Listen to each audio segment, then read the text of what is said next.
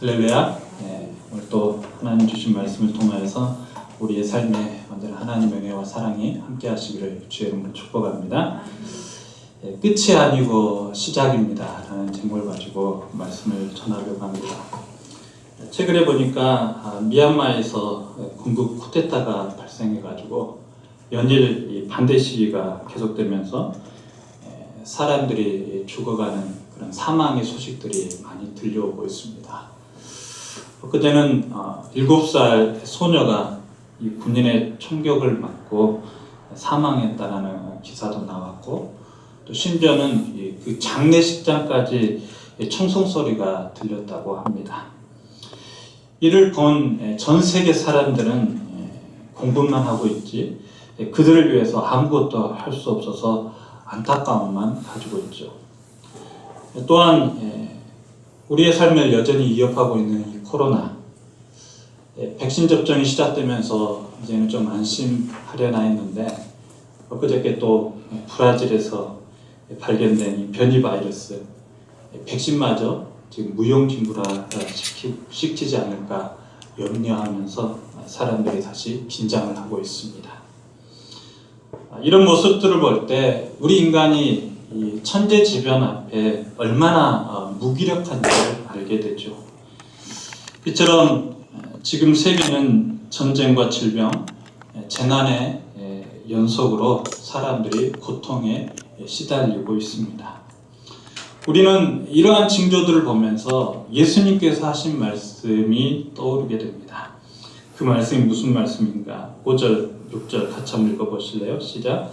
많은 사람이 내 이름으로 와서 이르되 나는 그리스도라 하여 많은 사람을 미혹하리라. 난리와 난리 소문을 듣겠으나 너희는 삼가 두려워하지 말라. 이런 일이 있어야 돼. 아직 끝은 아니니라. 이러한 징조들, 계속해서 천재지변이 일어나고 또 우리 주변 가운데 이단이 계속해서 성행하고, 그럴 때 우리는 어떤 말씀을 기억해야 됩니까? 바로 5절과 6절에 나온 말씀이죠. 예수님께서 우리에게 말씀하시기를 말세에 이런 일이 일어날 것이다 라고 말씀하셨는데, 그 일들을 보면 오늘날의 모습과 너무나도 흡사해 보입니다. 그래서 마치 이 종말이 우리 곁에 가까이 온 것만 느껴지죠.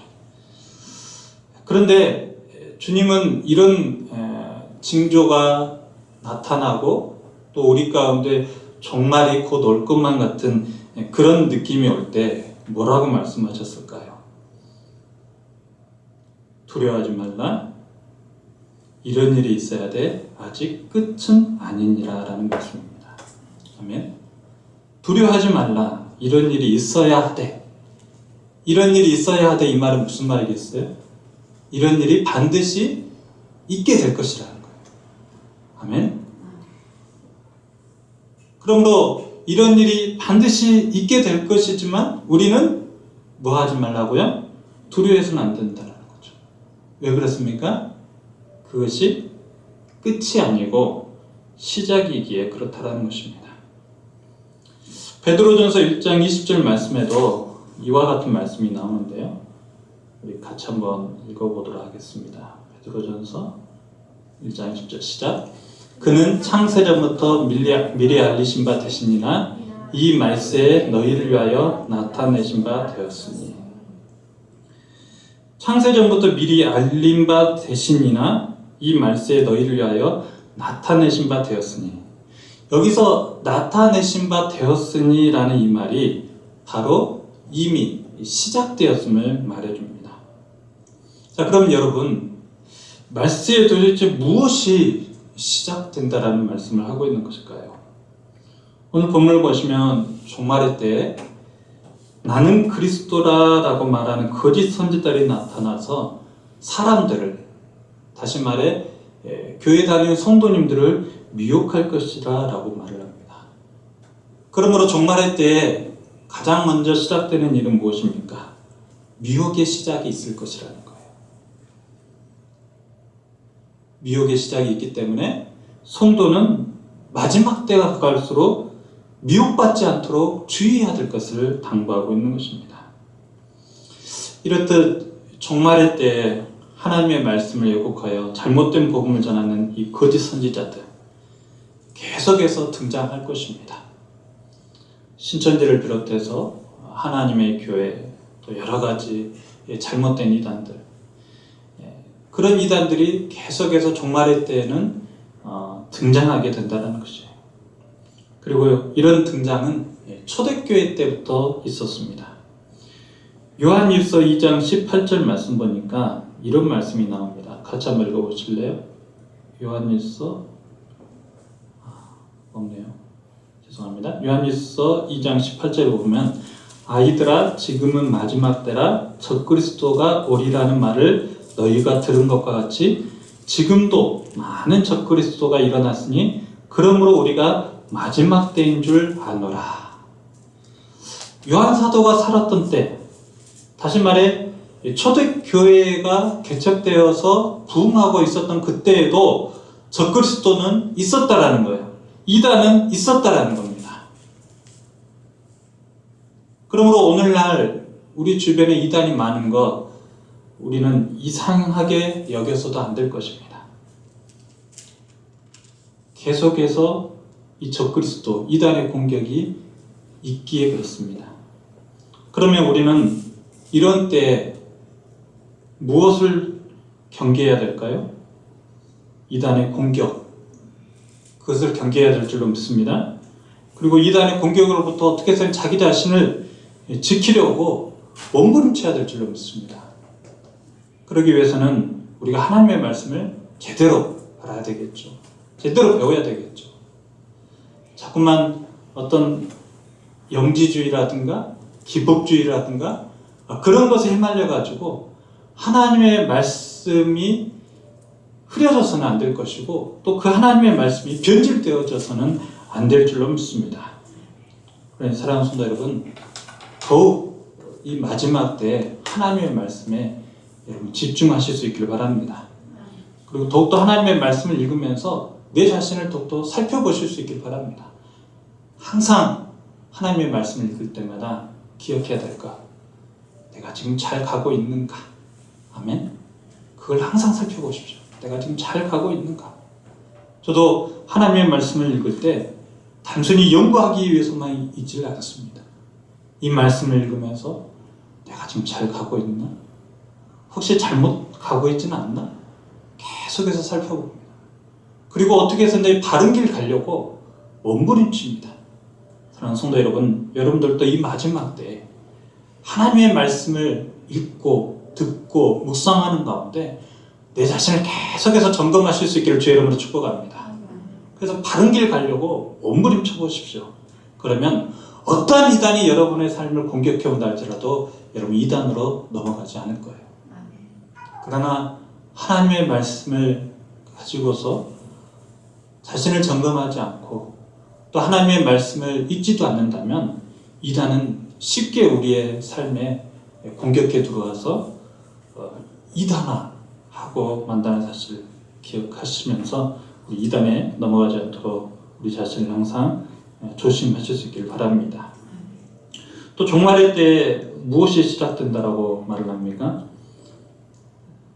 박해가 시작된다라고 말씀하고 있습니다. 9절 10절 같이 한번 읽어볼래요? 시작. 그때 사람들이 너희를 환난에 넘겨주겠으며 너희를 죽이리니 너희가 내 이름 때문에 모든 민족에게 미움을 받으리라. 그때 많은 사람이 실족하게 되어 서로 잡아주고 서로 미워하겠으며. 종말의 때 끝이 아니라 또 시작되는 것이 있는데 박해가 시작된다라는 거예요. 박해. 어떤 박해입니까? 우리가 예수 그리스도를 믿는다는 이유 때문에 받게 되는 박해입니다. 초대교회 성도들은 진짜로 예수님을 믿는다는 이유로 너무나도 많은 박해를 받았습니다. 그리고 그 박해 가운데 여러 사도들도 죽고 성도들도 죽임을 당해야만 했습니다. 뿐만 아니라 삶의 터전을 떠나야 했고 또 카타콤이라는 무덤 속에서 저들은 숨어 살아야만 했습니다. 왜냐하면 그리스도인들은 그 당시 역적으로 몰렸었고 또 미개인으로 여겨졌기에 그렇습니다. 우리가 지난 주일에 성찬식을 하였습니다. 그런데 이 성찬식마저도 사람들은 오해했던 거예요. 그 성찬식 때 사람을 잡아먹는 행동을 한다. 이렇게 해가지고 소문을 내가지고 기독교를 아주 미개인 종교, 그렇게 소문을 퍼뜨렸다는 거죠. 그래서 초대교회 성도들은 이 정치인들을 비롯해서 언론 또 사람들의 박해와 오해와 편견에 늘 시달려야만 했다고 합니다.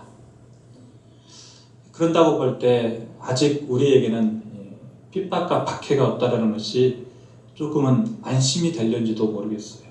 하지만 기억하십시오. 끝이 아니고 뭐라고요? 시작이라는 거. 그러면 무슨 말이죠? 우리도 종말의 때가 다가오면 다가올수록 박해가 곧 시작될 것을 우리는 미리 알고 있어야 된다. 그리고 그 박해가 시작될 것을 알고서 무서워할 것이 아니라 오늘 주님께서 말씀하신 것처럼 두려워하지 말아야 된다. 아멘. 무서워하지 말아야 된다는 거예요. 요즘 우리나라에서도 알게 모르게 기독교인들에 대한 박해가 시작됨을 조금 보게 됩니다. 실제로 오픈도어 선교회에 따르면 유럽에서는 이미 정부의 기독교 박해가 시작되었다는 그런 보고가 하나 들어왔습니다. 1억 명의 기독교인들이 신앙으로 인해서 지금 매우 많은 고난을 겪고 있다고 해요. 그런다고 볼 때 유럽의 상황은 곧 우리나라로 넘어오게 되어 있습니다. 그래서 이제 우리나라도 이제 곧 기독교인들의 박해가 시작된다는 거죠. 그런데 이런 때에 우리는 이런 박해를 무서워해서는 안 되고 오히려 박해 가운데서도 우리가 대처해 나갈 힘을 기르고 있어야 되는데 그 대처해 나갈 힘이 무엇일까요? 기독교인들이 다 같이 모여서 우리를 왜 핍박하냐고 왜 박해하냐고 데모를 하는 것이 대처하는 것일까요? 물론 행동도 해야 됩니다. 하지만 이미 말씀드리지 않았습니까? 그건 시작에 불과하다. 여러분 우리가 인권 문제, 동성애 문제 이건 막고는 싶은데 사실 막을 수가 없어요. 이제 시작될 겁니다. 그러면 이제는 우리는 어떻게 해야 될까요? 이제는 그러한 것들을 알고서 우리가 이제 거기에 빠져들지 않도록 우리의 몸과 마음을 잘 단속하고 더불어서 그것으로 인해서 우리에게 어떤 고난이 있고 핍박이 있을지라도 그것 때문에 거기에 동조해서는 안 되고 오히려 끝까지 하나님의 말씀을 지키기 위해서 참고 또 참고 인내해야 될 줄로 믿습니다. 우리 주님께서 분명히 말씀하셨어요. 시작일 거라고요. 그런데 그것이 시작될 때 또 주님께서 하신 말씀이 있어요. 이런 일이 있은 후에 반드시 어떤 날이 옵니까? 우리 주님께서 재림하실 날이 온다라는 거예요. 아멘. 이 말은 무슨 말이겠어요? 우리가 박해가 시작되었음을 알고 그 박해 가운데 처한다 할지라도 그 박해가 무서워서 도망치는 것이 아니라 끝까지 그 하나님의 자리에서 지켜 있다면 주님께서 곧 재림하셔서 우리를 건져주신다라는 말씀을 하고 있는 거예요. 13절 말씀 같이 한번 읽어볼까요? 시작. 그런즉 깨어있으라. 네, 죄송합니다. 13절 다시요. 시작. 그러나 끝까지 견디는 자는 구원을 얻으리라. 그러나 끝까지 견디는 자는 구원을 얻으리라. 그러니까 이 말은 무슨 말이겠어요? 견디는 자가 결국 구원을 얻게 된다는 거예요. 끝까지 그 하나님의 그 말씀하신 그 자리에 있는 사람이 결국 구원을 받게 됨을 말씀하고 있는 것입니다. 그러므로 종말의 때에 성도가 취해야 할 태도는 항거하는 것이 아닙니다. 대항하는 것이 아닙니다. 뭐 하는 거죠? 인내하는 것입니다. 아멘. 인내하면서 주님이 오실 때를 기다리는 것입니다. 왜냐하면 주님께서 그 일이 있은 후에 내가 재림하겠다라고 말씀하셨기 때문에 그렇습니다. 예수님은 성경에서 여러 비유를 통해서 종말의 때가 오면 우리 보고 인내하고 기다릴 것에 대해서 여러 차례 말씀하셨습니다. 그러면서 끝까지 견디는 자만이 구원을 얻을 것이다 라고 말했습니다. 그리고 끝까지 견디는 자가 구원을 얻는다는 이 말은 결국 우리의 억울한 눈물들을 주님이 재림하심으로 다 닦아주실 것이고 우리의 모든 것들을 회복시켜 주심을 말씀하고 있는 겁니다.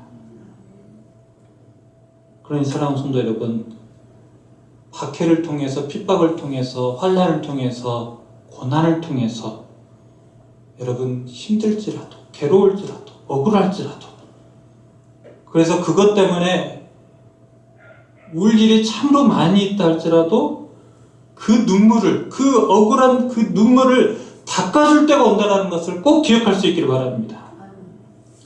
요한계시록 7장 17절에 우리 주님께서 이렇게 말씀하셨습니다. 같이 한번 읽어볼래요? 시작. 이는 보좌 가운데 계신 어린 양이 그들의 목자가 되사 생명수샘으로 인도하시고 하나님께서 그들의 눈에서 모든 눈물을 씻어주실 것입니다. 아멘. 이때가 언제예요? 주님께서 재림하실 그때라는 거예요. 우리가 자주 부르는 찬양 가운데 저 하늘에는 눈물이 없네, 거기는 슬픔도 없네, 이런 찬양이 있죠. 여기서 나오는 눈물, 어떤 눈물일까요? 바로 종말의 때 예수 그리스도를 믿는다는 그 이유 때문에 받게 되는 박해로 인해서 억울한 눈물, 그 눈물이 저 하늘에는 없게 될 것이라고 말씀하고 있는 거예요. 왜 그렇습니까? 우리 주님께서 재림하실 때 그렇게 억울하게 당한 모든 눈물들을 다 닦아주시고 씻어주실 것이기에 그렇습니다. 그러니 사랑하는 성도 여러분, 종말의 때가 점점점 가까이 왔음을 여러분 피부로 느껴지신가요? 그러면 마음을 단단히 각오하십시오. 박해가 시작될 것이다. 그리고 그 박해가 시작될 때 내가 끝까지 견뎌야만이 우리 주님을 제대로 만날 수 있다는 거 꼭 기억할 수 있기를 바랍니다. 그런데 참으로 안타깝게 우리 주님도 그때를 알고 계셨는지 끝까지 견디는 자가 많을까요? 적을까요?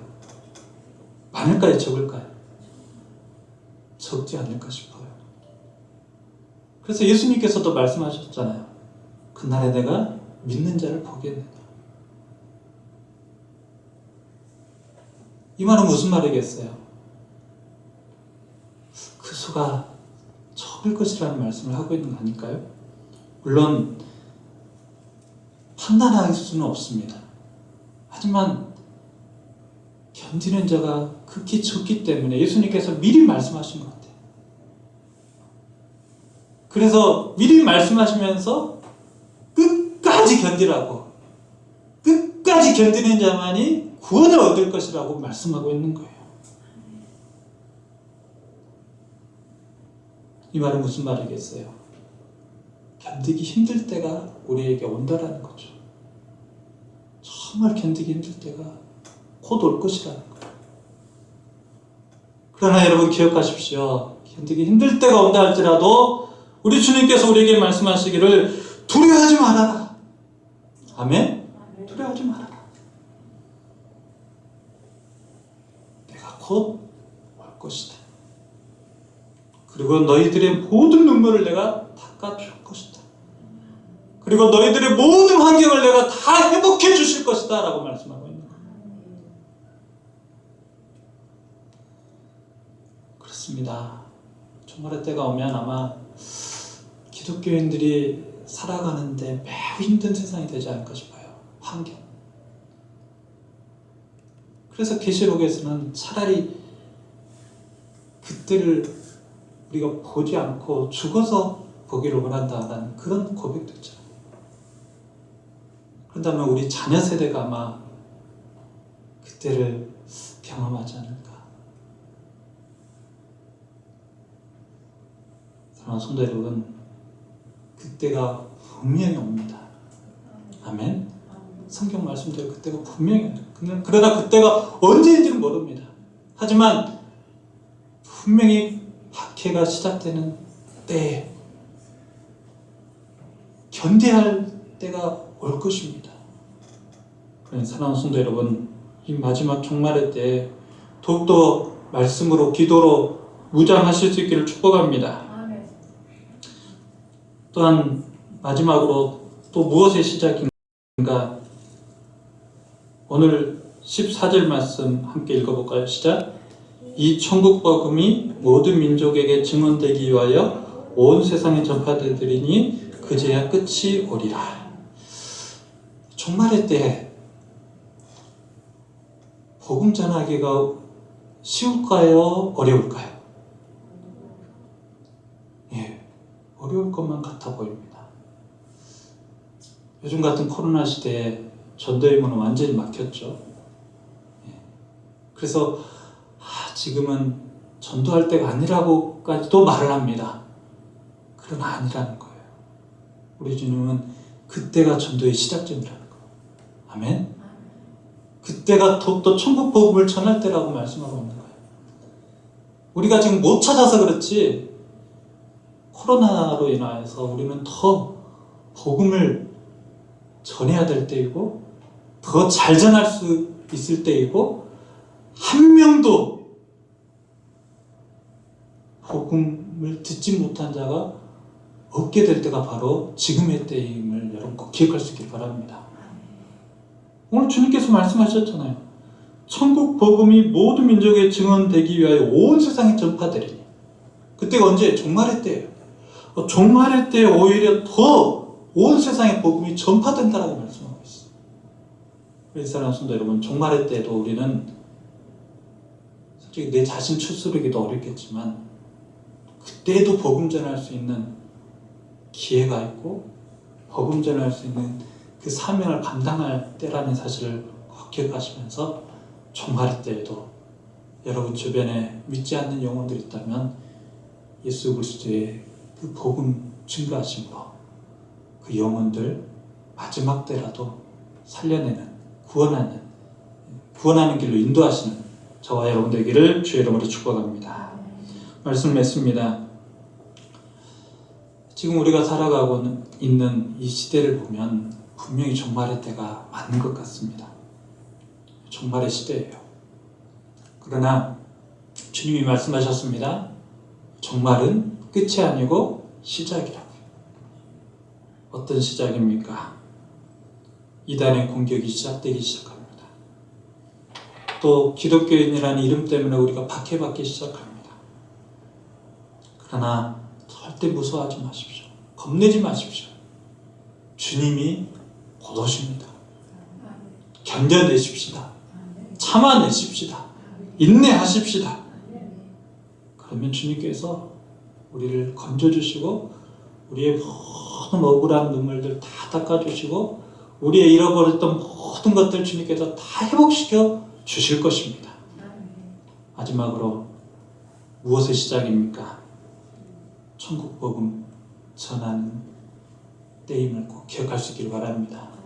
종말의 때 더욱더 우리는 복음을 전해야 됩니다.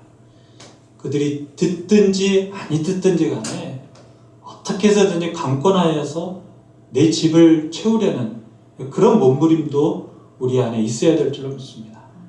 그러니 사랑하는 성도 여러분, 코로나라고 해서 또 여러 가지 전쟁이 일어났다고 해서 복음 전하는 일을 멈추지 마십시다. 어떻게 해서든지 이제 시작이다. 내가 더 이때 복음 전해야 되겠다 하는 마음으로 복음을 전할 때 분명히 그 교회는 부흥할 것이고 그 성도는 하나님의 놀라운 은혜와 산업 가운데 풍성한 은혜를 경험하게 될 줄로 믿습니다. 그런 성도님 되시기를 주의 이름으로 축복합니다. 하나님 감사합니다. 오늘 말씀을 통하여서 주님 종말의 때가 끝이 아니고 시작임을 알게 하시니 감사합니다. 주님 여러 가지 이단의 거짓된 말들이 자꾸만 성도들을 미혹해 하고 교회를 흔들려고 하는데 하나님 우리가 더욱더 그럴수록 하나님의 말씀에 무장되는 삶을 살아가게 하여 주옵소서. 날마다 하나님의 말씀을 읽고 묵상하는 가운데 내 자신이 정말로 잘 가고 있는가 늘 하나님 앞에서 엎드려서 묻는 우리의 신앙이 되게 하여 주시고 또 하나님 마지막 때가 다가올수록 예수 그리스도를 믿는다는 이유 때문에 여러 가지 환난과 박해와 핍박과 고난이 있을 것이라고 하였는데 하나님 우리가 이거 무서워하지 않게 하여 주시고 더욱더 하나님의 말씀으로 잘 견뎌내서 마침내 구원을 이루는 우리의 삶이 되도록 인도하여 주시옵소서.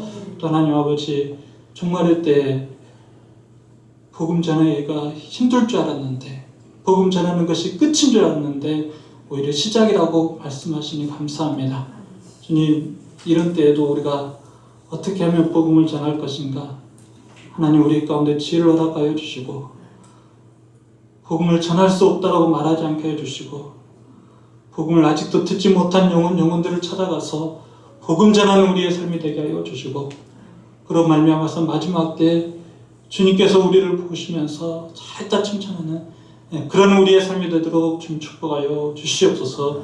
하나님 우리 소원교회 모든 성도님들 한 사람 한 사람 주님께서 기억하여 주시고 사랑하여 주시고 저들이 정말 바른 십자가 복음 밑에서 올바른 신앙생활을 할 수 있도록 주님 인도하여 주시옵소서. 돌아가는 발걸음도 함께 하실 줄 믿사오며 예수 그리스도의 이름으로 간절히 기도드리옵나이다.